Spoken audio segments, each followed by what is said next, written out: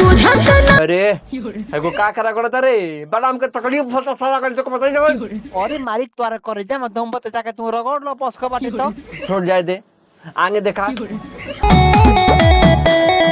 अरे अतना खुलिया रोमांस करी एकदम बहुचट होका मालिक ओकर भातार से भाता में सटमे न करी तोरे दूर भागी। अच्छा गलती हो गलती हो गलती हो गलती हो। अरे दूध पियाई का भौजी अपन देवरा के। अरे ना मालिक दूध ना पियाई टेंशन काहे लेते नहीं आप ठीक ना। अगर दूध पियाई ल तो समझ तो बड़ा मार मारब। अरे मालिक दूध ना पिए बस ढोंगड़ी भरवाई ठीक ना। नमस्कार प्रणाम। तो का हाल में भाई लोग हम उम्मीद करते हैं कि आप सब अच्छा हो खब जा या अच्छा ना हो खब जा तो वीडियो देखने के बाद आप लोग कमेंट करना चाहिए रुआ रुआ करना चाहिए ठीक बा। तो भाई लोग बिना वक्त चोदी के हम सीधा आप लोग का मुद्दा पर लेके चलो बनी जरा मुद्दा का आप लोग को तलाश बा। आई देखल जाओ बाबू म्यूजिक प्ले करता दिखाओ।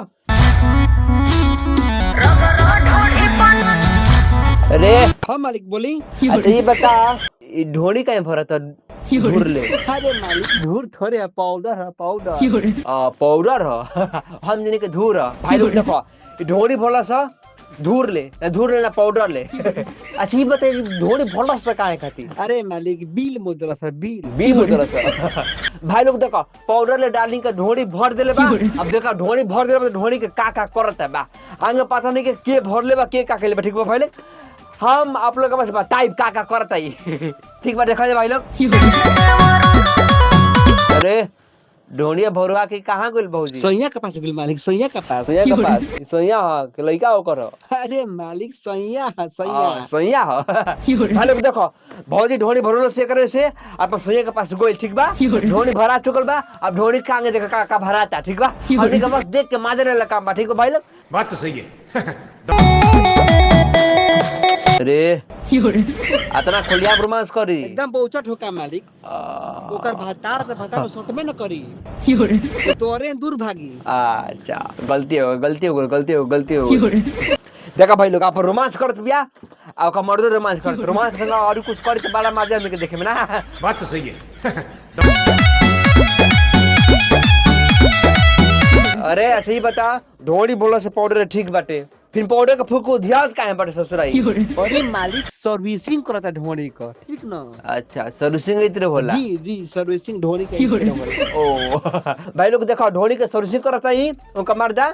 अरे हमनी के का करे के बा हमनी के बस देख के कुछ करे के बा बाद में पहले देखल जाओ। छोड़े में होत गइले भतरू विदेश। अरे ये कहता छोड़ी में हर गइले भतरू विदेश में तब के यार हो का एक और। देखिए मालिक हमको कुछ नहीं पता ठीक ना। आप समझिए क्या है क्या नहीं आप दिमाग चाट को उधर कर दिया है मेरा। सारा जब तक पता नहीं के फालतू के बीच में काहे बोलता ले।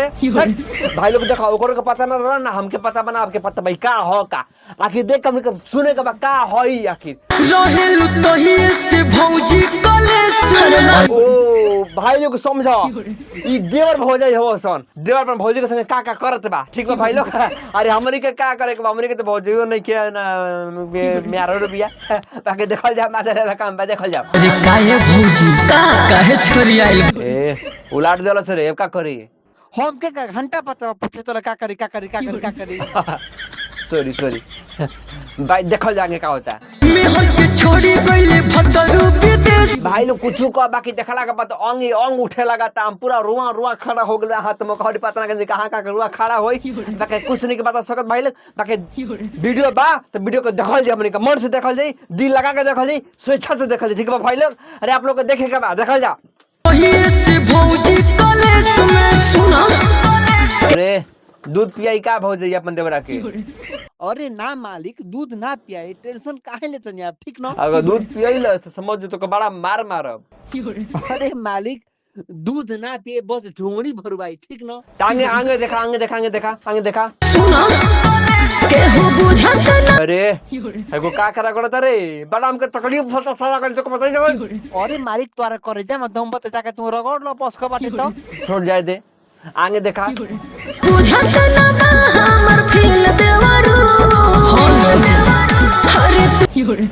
कॉले के अच्छा गाना लगाओ तने बाके लगा देले तू कैसे गाना देवरा पर भौजे चढ़तिया।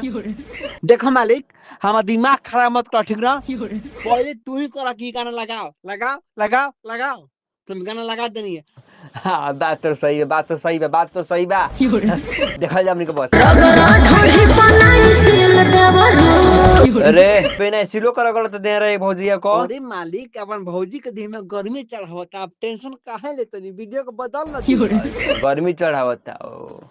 तो भाई लोग देखो जा, आजकल मेहरारू को छोड़ के कहीं जाए लायक नहीं कि ठीक बा भाई लोग। जगह जगह ना ब्याह भइल बा, मेहरारू को छोड़ के कहीं जाई ना।